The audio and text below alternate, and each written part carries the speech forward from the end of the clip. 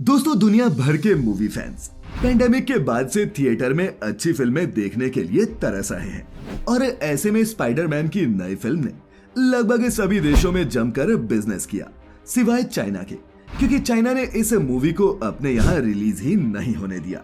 और यही नहीं, 2019 की हाईली एक्लेम्ड मूवी जोकर हो या फिर 2021 की Marvel super hero film Eternals, China सिर्फ पिछले 2 सालों में हॉलीवुड की दर्जन भर बिग बजट फिल्म्स को बैन कर चुका है। तो क्या है ड्रैगन का इन फिल्मों को बैन करने के पीछे की वजह, यही जानेंगे मिलकर आज की इस वीडियो में।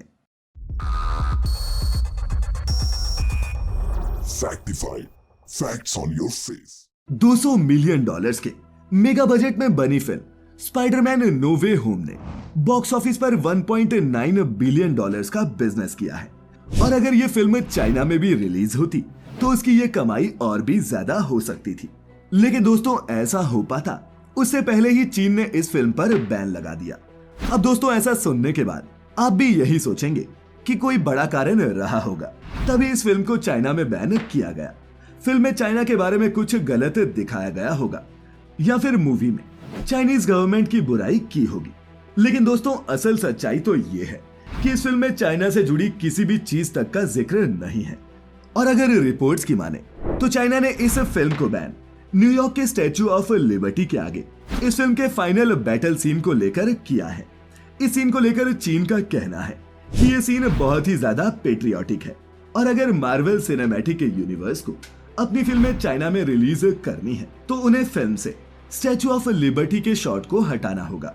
और जब मेकर्स ने ऐसा करने से मना कर दिया तो चाइना ने सीधे फिल्म को ही बैन कर दिया।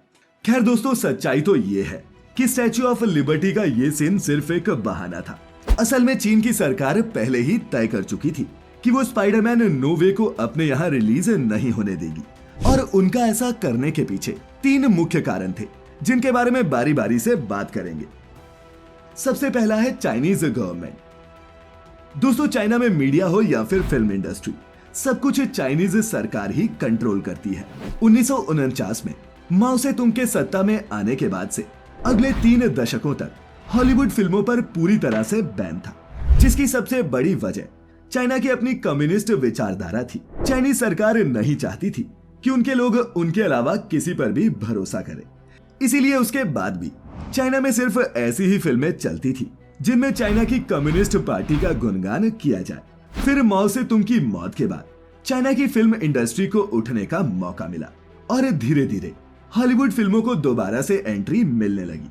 लेकिन दोस्तों, इसके बाद भी चाइनीज सरकार का डर फिल्मों को लेकर कम नहीं हुआ। चाइनीज गवर्नमेंट उन सभी फिल्मों को अपने यहाँ बैन कर देती है जिनमें उनकी सरकार या फिर उनकी विचारधारा के खिलाफ कुछ बोला जाता है। यहाँ तक कि अगर एक्टर तक उनके खिलाफ बोलते हैं तो वो उनकी फिल्में भी अपने यहाँ बैन कर देते हैं। जिसका एक एग्जाम्पल मार्वल्स की फिल्म एटर्नल्स है, जिसे चीन ने अपने यहाँ रिलीज नहीं होने दिया क्योंकि इसे बनाने वाले डायरेक्टर क्लो ज़ाओ ने 8 साल पहले अपने एक इंटरव्यू में चाइना की कम्युनिस्ट पार्टी को क्रिटिसाइज किया था।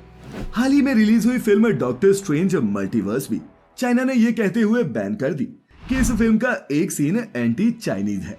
इसके अलावा जब भारत और चाइना के बीच सीमा विवाद बढ़ा था, उस समय चाइना ने 3 साल तक अपने यहाँ किसी भी इंडियन फिल्म को रिलीज नहीं होने दिया। Number 2, China's sensor board. अब दोस्तों, चाइनीज गवर्नमेंट डायरेक्टली हर फिल्म को तो बैन नहीं कर सकती क्योंकि इससे इंटरनेशनल लेवल पर उनकी इमेज पर गलत इम्पैक्ट पड़ता है। ऐसे में चाइना सेंसर बोर्ड का सहारा लेती है, जो बहुत ही बचकाने कारण देकर फिल्मों को अपने यहाँ बैन कर देता है। उदाहरण के लिए जॉनी डेप की film Pirates of the Caribbean Dead Man's Chest को चाइनीज सेंसर बोर्ड ने ये कहते हुए अपने यहाँ रिलीज नहीं होने दिया कि इस फिल्म के एक सीन में ह्यूमन फ्लैश खाते दिखाया गया है। अब मेकर्स भी इस सीन को काट नहीं सकते थे क्योंकि ये सीन फिल्म की कहानी के मेन प्लॉट का हिस्सा था।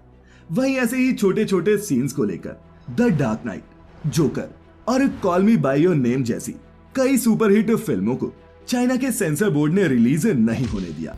और चीन में इन स्ट्रिक्ट सेंसरशिप पॉलिसीज की वजह से ही यहाँ पूरे साल में 30 से 34 विदेशी फिल्में ही रिलीज हो पाती हैं। Number 3, Chinese cinema. हॉलीवुड और दूसरी फॉरेन फिल्म्स को बैन करने का एक बड़ा कारण चाइनीज सिनेमा खुद भी है। पहले चाइना में कोई बड़े स्टार्स नहीं थे और न ही चाइनीज फिल्म इंडस्ट्री के पास फिल्में बनाने के लिए इनफ फंड्स, जिस वजह से चाइना के थिएटर्स पैसा कमाने के लिए हॉलीवुड फिल्मों पर ही निर्भर थे। लेकिन आज की तारीख में चाइना खुद यूएस के बाद दुनिया की दूसरी सबसे बड़ी फिल्म मार्केट बन चुकी है। चाइना के पास 75,000 थिएटर स्क्रीन्स हैं, जो हर साल करीबन 12.7 बिलियन डॉलर्स का बिजनेस करते हैं। जिसका मतलब ये है कि अगर चाइना में अगर कोई फॉरेन फिल्म रिलीज होती है तो उस फिल्म के प्रॉफिट का एक बहुत बड़ा हिस्सा चीन से ही हो जाता है। जिसका एक एग्जाम्पल इंडियन फिल्म दंगल भी है, जिसने वर्ल्ड वाइड 2000 करोड़ से भी ज्यादा की कमाई की थी और इसमें 1000 करोड़ तो इस फिल्म ने चाइना के बॉक्स ऑफिस से ही कमा लिए। और इसीलिए दोस्तों, चाइना नहीं चाहता कि उसकी इस करोड़ों की मार्केट पर उसके अलावा किसी और का कंट्रोल हो। इसीलिए चाइना खास तौर पर उन फिल्मों को अपने यहाँ रिलीज नहीं होने देता जिनकी कमाई से उसकी अपनी फिल्म इंडस्ट्री को नुकसान हो। साथ ही चाइना को यह डर भी सताता है कि फॉरेन फिल्म्स के इम्पैक्ट से उसके नागरिक दूसरे देशों की सभ्यता, पॉलिटिक्स या फिर लाइफस्टाइल से अट्रैक्ट ना हो जाए और कम्युनिस्ट पार्टी के खिलाफ किसी तरह की बगावत न करने लग जाए।